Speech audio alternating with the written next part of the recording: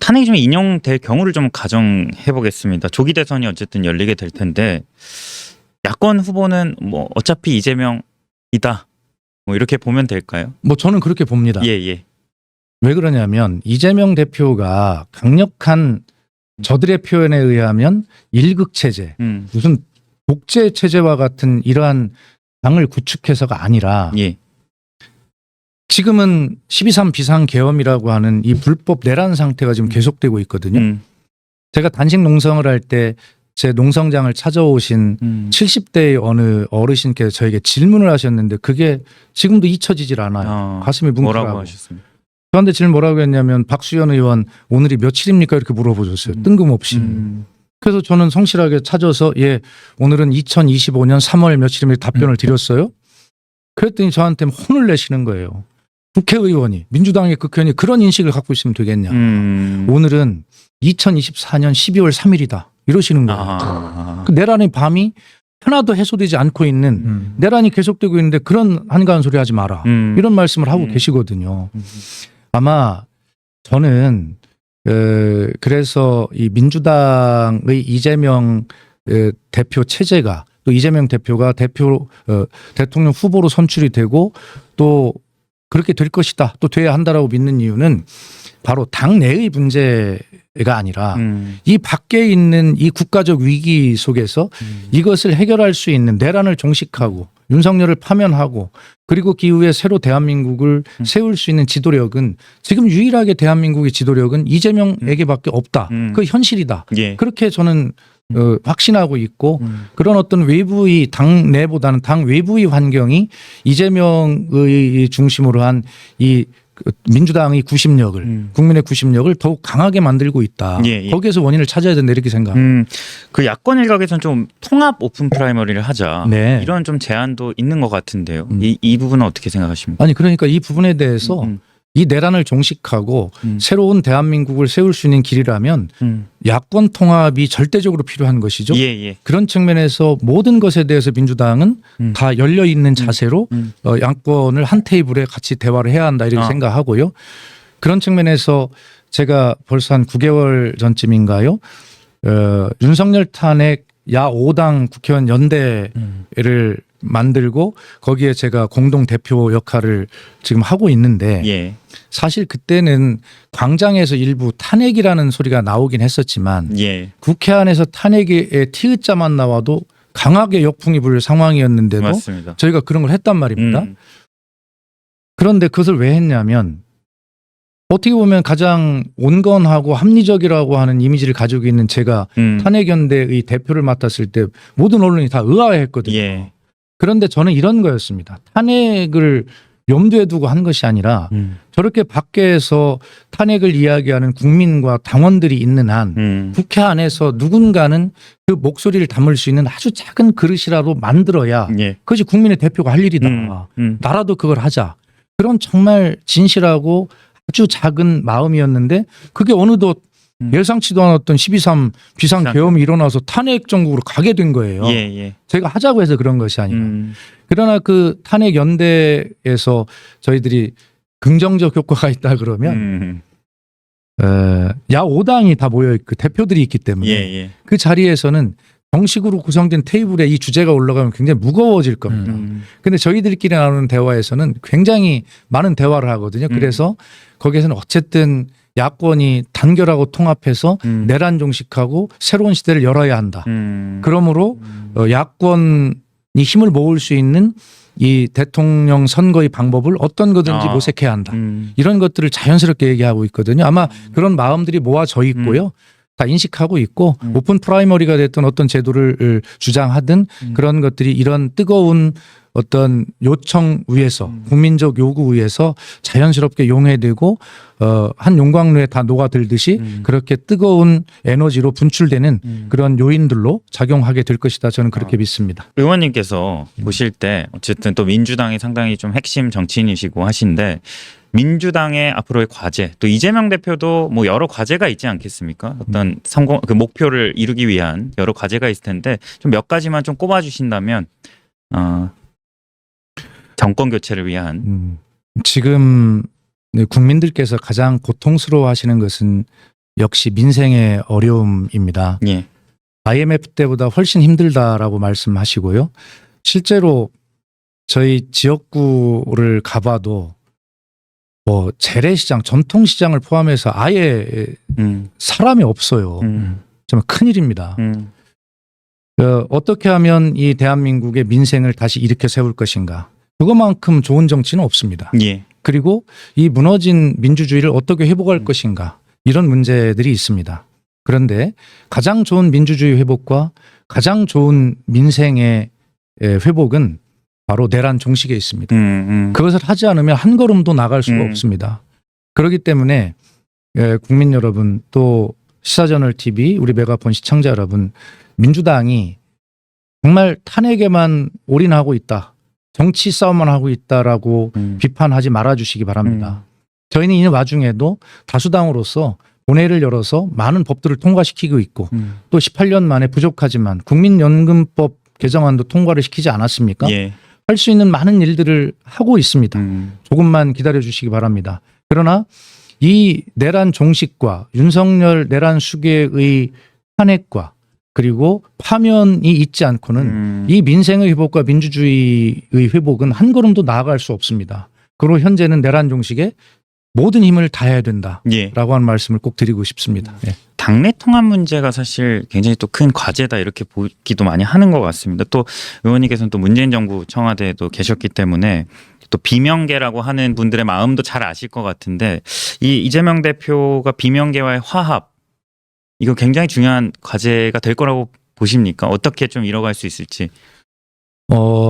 지금 이원석 앵커께서 저에게 비명계의 마음을 잘 아실 것 같다. 그래서 마치 제가 비명계인 것 같은 그렇게 표현하지 않았습니다. 그래서 그러니까 예. 오해를 하실 수가 있어서 저는 분명하게 이 시점에서 친명이라고 하는 것을 분명하게 말씀드립니다. 왜 그러냐면 이재명 대표 외에 대안이 없습니다.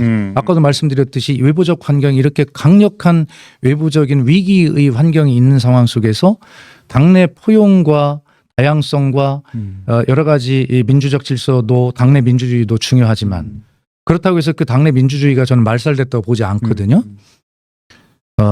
그런 측면에서 보면 지금은 이재명 대표를 중심으로 뭉쳐서 이 밖으로부터 닥쳐오는 국가의 위기를 빨리 극복하고 지도력을 발휘해서 민주당이 그 중심 역할을 해야 된다라고 하는 것에 대해서 저는 이견이 없다고 생각해요. 그런 측면에서 저는 분명하게 친명이라고 이야기를 하고 저는 당내의 계파 계보에 줄을 서본 적이 없어요. 저는 예. 한 번도. 그냥 당이 또 청와대가 그냥 필요하다고 또 제가 국회의원 떨어지고 놀고 있으니까 요가 일 좀 해보지 않을래라고 제안해서 그 자리에 갔을 때 저는 죽을 힘을 다해서 제 일을 한 것뿐입니다. 그래서 저는 지금 이재명의 대표 체제인 민주당에서 저에게 어떤 역할이 주어지면 저는 그 일을 충실하게 다할 것이고 그래서 저는 어떤 계보에 한 번도 속해본 바 없는 그야말로 비주류 중에 비주류의 길을 걸어온 사람인데 그때마다 저를 필요한 곳에 발탁해서 제가 쓰임새가 있다면 하는 것이고요.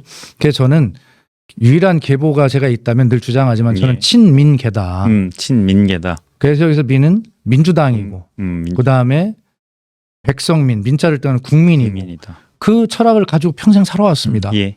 그래서 어쨌든 지금은 이 밖에서 난 이 국가 위기의 불을 빨리 끄는 것이 가장 중요한 것이지 지금 다른 문제를 거론할 때가 아니다라는 것을 분명하게 말씀드립니다. 의원님께서 또 제가 말씀드린 대로 소통 전문가 또 청와대에서 또 소통 수석까지 지내셨기 때문에 또 이 국정 운영에 대해서도 상당히 뭐 직접적으로 경험을 하셔서 이런 질문들을 좀 드리곤 싶어요. 예. 특별히 또 탄핵연대 의원 탄핵연대에 또 이끌어 주셨고 그래서 사실 미리부터 이런 사태들을 좀 예견하셨나 싶습니다. 그래서 지난 한 3년 정도 윤석열 정부를 봤을 때 의원님 보실 때 가장 큰 문제점 물론 비상계엄이라는 뭐 큰 사건이 있었지만 그걸 제외하고라도 가장 큰 문제점이 있다면 어떤 부분을 혹시 꼽으실지도. 저는 뭐 많은 언론에서 윤석열 정부의 소통 부재 뭐 이런 것들을 말씀을 많이 하시는데 그 말씀 맞습니다. 그러나 그것보다 더 근본적인 이번 사태가 이렇게 이르게 된 근본적인 문제는 권력에 대한 인식이라고 생각합니다. 윤석열 대통령이 국민으로부터 위임받은 모든 권력은 국민으로부터 나온다는 헌법의 그 조항, 법률가로서 그걸 누구보다 잘 알고 계실 텐데 그것을 머릿속으로만 이해하고 입으로만 이해하겠지 가슴으로 그것을 철학적으로 이해했는가. 그런 권력의 개념에 대한 어떤 인식이 없기 때문에 그러므로 대통령이 되는 것까지만 목표로 했지 대통령이 되어서는 무엇을 어떻게 할 것인지에 대한 생각이 철학이 없었던 것이죠. 그렇기 때문에 내가 대통령이 되었는데 모든 권력을 마음대로 쓰고 또 그 권력을 영부인인 김건희와 나눠서 쓴 정황들이 계속 나오고 있지 않아요? 예. 어떻게 국민이 위임해준 권력을 부인과 나눕니까? 이 자체가 바로 그 신성한 국민으로부터 나온 권력, 위임받은 권력이 그렇게 신성하다라고 하는 것. 그리고 그 권력은 정말 진지하고 제한적으로 그렇게 행사되어야 한다는 철학, 기본 철학이 민주주의 철학이 없기 때문에 이런 사태가 생긴 것이다. 결론적으로 말씀드리면 권력을 사유화해도 된다라고 하는 인식과 권력을 사유화해서 개인의 이득을 취하려고 한 그 천박한 어떤 권력 의식과 민주주의 의식이 바로 이런 사태를 만들었다. 저는 그렇게 보는 편입니다. 혹시 제가 한 가지 여쭤보고 싶은 건 네. 또 청와대 상당히 경험이 있으시기 때문에 그 최근에 이제 윤석열 대통령 혹시 복귀한다면 예. 복귀할 어떤 가능성에 대해서 좀 얘기가 나오고 이 경호처 있지 않습니까? 뭐 여러 체포 영장 집행 과정에서도 여러 뭐 경호처와 경찰 검경의 충돌이 있었고 한데 당시 이제 협조하지 않았던 좀 경호처 직원들이 굉장히 좀 불안해하고 있다. 뭐 이런 얘기도 많이 들리던데. 예. 그러니까 일련의 좀 장면들. 지금 현재 보면 윤석열이 대통령의 직무는 정지돼 있는 상태지만 사실 많은 권한들이 뜻대로 행사되고 있다고 봐야 되지 않아요? 우선 알박기 인사를 하고 있지 않습니까? 예. 권력을 실제적으로 유지하기 위한 쉽게 말하면 경찰 인사를 정말 측근 인사로 채운다든가 그다음에 정부 기관도 마찬가지고요. 예. 계엄 이후에 이후에 계속 탄핵이. 그런 일을 하고 있지 않습니까? 야당에서 계속 경고를 하고 있음에도 불구하고 그런 일을 하고 있고 그다음에 권한 대행이라는 사람들은 결과적으로 윤석열의 그런 보이지 않는 지시를 충실하게 이행하는 이런 모습들을 보이고 있어요.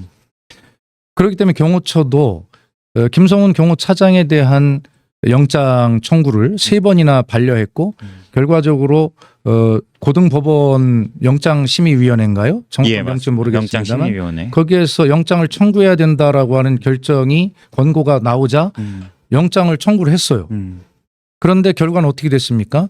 그 구속 적부심 심사에 그 공소를 유지해야 할 검찰이 검사가 참석하지 않았다는 거 아닙니까?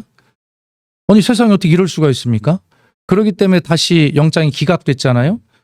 4번 놔준 겁니다. 예. 검찰이 이렇게 하는 이유는 뭘까요? 바로 비화폰, 이 내란의 블랙박스라고 할 수 있는 그런 비화폰의 기록이 담겨 있는 서버를 보호하기 위한 것 아니겠습니까? 그 서버가 확보가 되면 바로 윤석열이 어떻게 이 비화폰을 통해서 누구에게 지시를 했고 또 김건희는 왜 이 비화폰을 가지고 있으며 노상원 전 정보사령관은 민간인이 왜 이 비화폰을 가지고 누구와 언제 무슨 통화를 했는가 이런 거 다 밝혀질 거 아니겠어요? 그래서 저는 이것이 내란의 블랙박스다 이렇게 표현하는데 예. 적어도 이것만큼은 윤석열과 김건희에 직접 연결되는 것이기 때문에 네. 모든 것을 걸고도 막아야 돼. 네. 그러니까 결과적으로 심우정 검찰이 이 부분을 온 국민의 비난을 받으면서도 이렇게 경호처를 보호하는 이러한 무지막지한 제2의 내란이라고까지 저는 표현하고 제2의 싶은데 내란. 이런 일을 하고 있는데 김성훈이 그 구속되지 않으니까 바로 그 윤석열 체포 과정에서 예. 협조하지 않았던 사람들을 전부 다 뭐 직무에서 직위에서 뭐 해제 보류하거나 예, 뭐 정확한 명칭 모르겠습니다만 하고 그 징계. 보복 인사 징계 뭐 이런 걸 하는 이러한 일들을 지금 하고 있는 것으로 알려지지 않아요? 예, 맞습니다. 그래서 바로 윤석열이 이 탄핵되지 아니하고 대통령직에 복귀한다면 가만히 있겠습니까? 시사저널은 괜찮을까요? 아, 예. 바로 이렇게 제2의 계엄을 반드시 실행에 옮길 것으로 보고 있기 때문에 반드시 윤석열은 탄핵 인용되고 파면되어야 한다 이렇게 말씀드립니다. 그 제가 생각해도 윤석열 대통령이 복귀하면 이게 경호처 직원의 문제가 아니라 약간 나라가 미얀마 비슷하게 된다고 봐야 되는 거고 예. 네. 그래서 그거는 전 국민이 아마 다시 공포에 떨게 될 것 같고 네. 그거랑 좀 전 다른 걸 좀 하나 여쭤보고 네. 싶은데 2017년, 16년, 17년에 있었던 박근혜 대통령 탄핵과 이번에 이제 윤석열 대통령 탄핵 과정에서의 어떤 민주당의 대응 전략을 한번 좀 평가해 볼 필요가 있지 않냐 이런 생각이 드는데요. 네. 당시 이제 원내대표가 우상호 의원이셨는데 우상호 의원이 이번에 쓰신 책에도 나와 있지만 일종의 이제 범 탄핵연대라 그럴까요? 여권까지를 아우르는 네. 그런 차원에서 당시 우상호 원내대표는 이제 그 당시 이제 여당의 의원들과 서로 탄핵을 찬성하는 의원들과 소통하면서 문구 같은 것도 좀 조정하고 타이밍도 좀 조정하고 그래서 더 많은 여당 의원들이 참여할 수 있도록 그러니까 민주당만의 어떤 민주당과 여론의 압박에 의해서만이 아니라 그래서 실제로 아시겠지만 그때 이 이제 반반 정도가 나왔었거든요. 그래서 2, 3, 4, 5, 6이었는데 그때 234명이 이제 그 찬성하고 56명이 반대하고 뭐 이런 형태였는데 근데 이번에 탄핵을 하는 과정에서 우리가 이제 어떤 분은 헌정주의 대 반헌정주의의 전선을 쳤어야 된다. 이거는 이제 국민의힘 의원들이나 포함해가지고 그러려면 일종의 원내 전략에서 탄핵 찬성하는 국민의힘 의원들도 최대한 포함될 수 있도록. 근데 이제 그런 쪽이랑 소통을 하다기보다는 뭔가 추경호 원내대표를 포함시킨다든가. 그래서 그쪽에 실은 뭐야컨대 추경호 원내대표만 포함 안 됐어도 찬성하려고 했던 사람들이 뭐 이렇게 반대로 돌았었다든가. 그리고 기권도 그때 한 20여 표 정도 기권 및 이제 반대가 돌아선 걸로 나왔는데 그런 점에서 어떻게 보면 이제 극우 세력의 재결집을 좀 이제 의도하진 않았으나 그렇게 한 측면이 있을 수 있는데 그래서 지금 이제 꼬이게 된 거에 그런 부분이 좀 아쉬운 부분이 있다는 평가가 적지 않은데 혹시 의원님께서는 그런 평가나 좀 어떻게 생각하시는지 혹시? 예, 그런 평가가 있는 것도 잘 알고 있습니다. 네. 그러나 2016, 17 박근혜의 상황과 지금 상황은 완전히 다릅니다. 여당 의원들과 개인적으로 만나서 대화를 해보면 왜 국회 안에 의원들 건강 체력 단련실이라고 조그만 목욕탕이 하나 있잖아요. 예, 네. 예. 거기에서 이제 단실. 서로 만나지 않습니까? 그럼 솔직한 이야기를 하죠. 아니 선배님 도대체 어떻게 되는 겁니까? 이렇게 제가 물었을 때 이게 뭐 저 방송에서 그대로 전달하기도 어려운 표현인데 그 여당 의원은 뭐라고 하냐면 이렇게 얘기합니다. 윤석열이 정말 미친 짓을 해서 이 모양이 됐는데 정말 미치겠다. 제가 표현을 좀 순화한 표현입니다. 그런 얘기를 해요. 그런데 그 의원이 다음날 어디 갔냐면 한남동 관저에 체포 저지조회가 서 있습니다. 예. 이게 말이 됩니까? 그런 의원이 한 명이 아니고 제 경험은 3명이나 있었어요. 2016년 박근혜 탄핵으로부터 국민의힘이 잘못 배운 게 있습니다. 역사로부터 교훈을 얻어야 되는 것 아닙니까? 개인의 경험으로부터 또 배워야 되는 것이 있어요. 근데 지금 국민의힘은 집단적으로 그 역사로부터 잘못된 것을 습득했어요. 2016년 박근혜 탄핵 때 너무 쉽게 내줬다. 그때 이걸 정쟁으로 끌고 가서 버텼다면 문재인 정권에게 쉽게 내주지 않았을 텐데 이게 공공연하게 하는 이야기에 실제로. 예. 그래서 이 12월 3일 내란이 일어났을 때 한 2, 3일은 여당 의원들이 차마 고개를 들지 못하고 다녔습니다. 그런데 3, 4일 지나자마자 고개를 슬슬 들더니 뻔뻔하게 이제 뭐 적반하장식으로 나오는 거 아니에요? 결과적으로 코너에 몰린 구석에 몰린 쥐가 고양이를 문다 하는 식으로 워낙 뭐 할 말이 없으니까. 아니 박근혜 때는 하나하나 수사를 통해서 국정농단이라는 사실을 밝혀가는 과정이었으니까 그렇다 하지만 이번 12.3은 그날 밤에 온 국민이 생방송 지켜보고 다 본 거잖아요. 예. 무엇이 더 필요합니까? 그런데도 불구하고 박근혜 때 너무 쉽게 내줬다. 이 하나하나를 정쟁화해서 이것을 진영을 결집시키고 헌법재판소를 흔들어서 이것을 길게 가지고 가야 되겠다. 예. 그래서 어차피 윤석열은 탄핵되더라도 조기 대선에서 쉽게 지지 않겠다라고 하는 잘못 배운 교훈이 지금 이 지경을 만들고 있는 것이에요. 그래서 우리 최병천 소장께서 지적하신 그런 평가에 대해서 저희들 충분히 알고 있습니다만 그러나 더 정확하게 말씀드리면 지금 2016의 상황과 지금 상황 그런 근본적 차이가 있다. 국민의힘 의원들이 집단적으로 2016, 17의 상황에서 잘못 배운 집단적 교훈이 지금 이러한 상황으로 끌고 가고 있다 이렇게 봅니다.